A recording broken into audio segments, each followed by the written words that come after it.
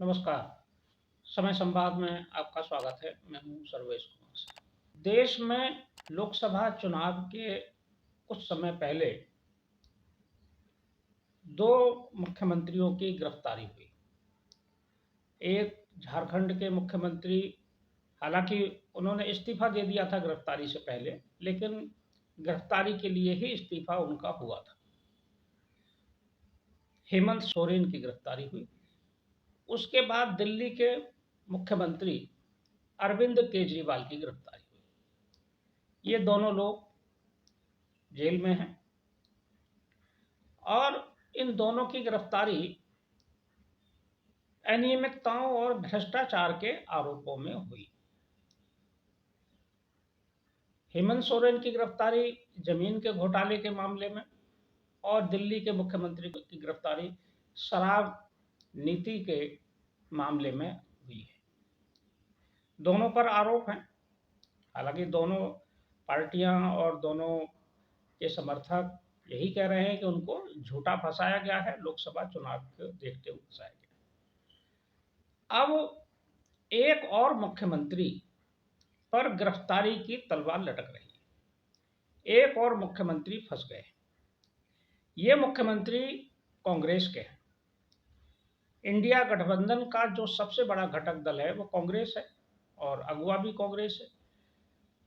India गठबंधन के जो अध्यक्ष हैं वो कांग्रेस के अध्यक्ष ही मल्लिकार्जुन खड़गे हैं। पिछले दिनों 2023 में, पिछले वर्ष जो विधानसभाओं के चुनाव हुए थे, उसमें एकमात्र विधानसभा में कांग्रेस ने जीत दर्ज की थी। ये विधानसभा थी तेलंगाना।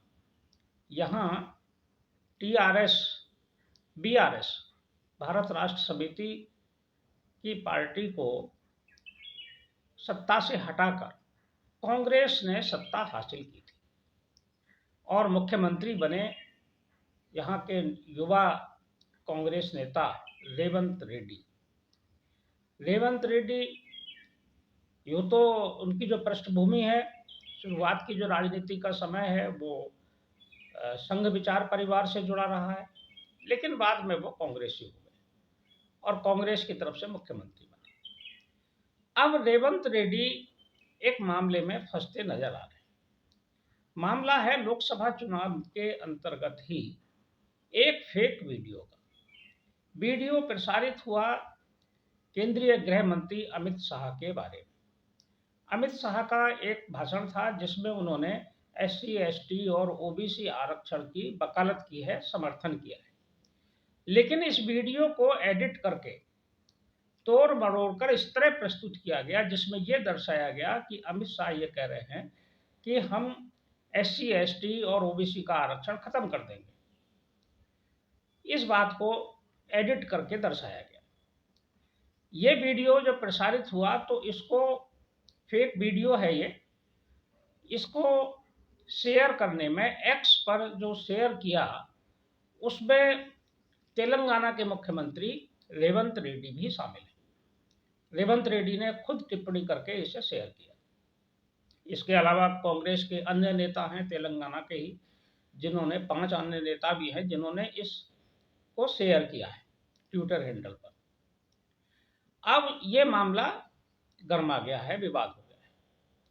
जब ये मामला केंद्रीय गृह मंत्रालय की जानकारी में आया तो गृह मंत्रालय के अधिकारियों ने इस पर शिकायत दर्ज करा दी और शिकायत भेज दी दिल्ली पुलिस की स्पेशल सेल को। दिल्ली पुलिस के जो आयुक्त हैं संजय अरोड़ा, उनको शिकायत भेजी, उन्होंने स्पेशल सेल को भेज दी। स्पेशल सेल ने इस मामले में प्राथमिक जांच शुरू कर दी और तत्काल तेलंगाना के मुख्यमंत्री रेवंत रेड्डी और 5 अन्य को नोटिस जारी कर दिया। नोटिस जारी करके उनको दिल्ली तलब किया है। 1 मई को, यानी कि कल, उनको दिल्ली बुलाया गया है। दिल्ली में उनको आने के लिए कहा है दिल्ली पुलिस ने, और ये भी कहा है कि मुख्यमंत्री और उनके जो 5 साथी कांग्रेसी हैं, वो लोग जो गैजेट्स यूज करते हैं, इलेक्ट्रॉनिक उपकरण यूज करते हैं, मोबाइल समेत, वो सारे लेकर आए, उनकी जांच की जाएगी। अब ये मामला चूँकि फेक वीडियो का है और शेयर हुआ है, और शेयर भी मुख्यमंत्री के ट्विटर हैंडल से हुआ है, एक्स उनके अकाउंट से हुआ है, तो मामला तो गंभीर हो गया। और ऐसा फेक वीडियो बनाकर लोकसभा चुनाव को प्रभावित करने की जो कोशिशें लगातार चल रही हैं, ये भी उसी का एक हिस्सा है। फर्जी वीडियो बनाकर भारतीय जनता पार्टी की छवि धूमिल करने, केंद्रीय गृह मंत्री की छवि धूमिल करने और चुनाव को प्रभावित करने की ये साजिश है। इस साजिश का खुलासा होना बहुत ज़रूरी है।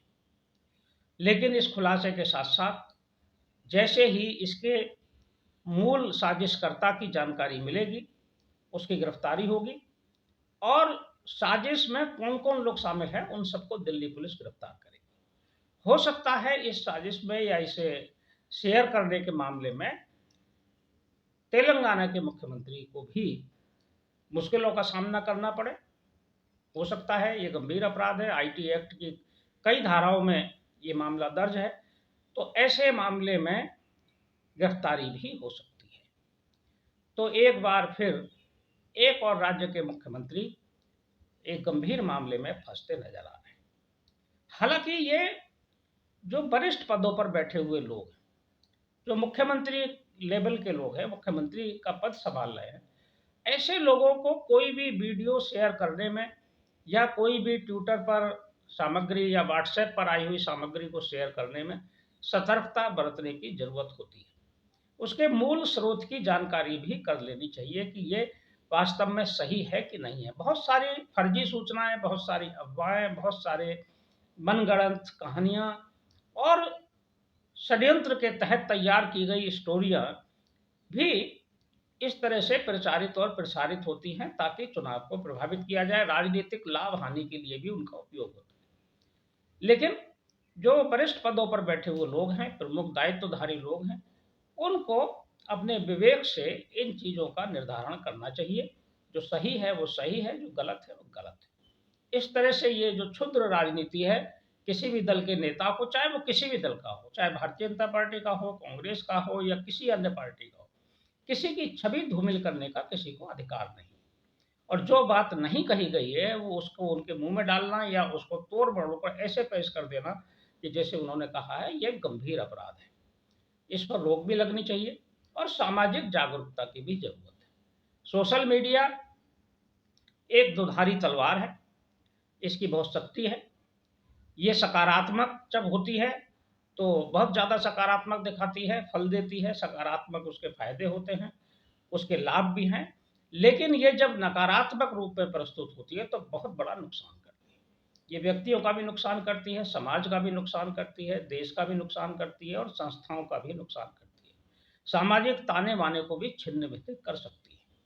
तो इस दुधारी तलवार को जो बहुत सावधानी के साथ उपयोग करने की ज़रूरत है, बहुत सावधानी के साथ इसको को अपने पास रखने की ज़रूरत है।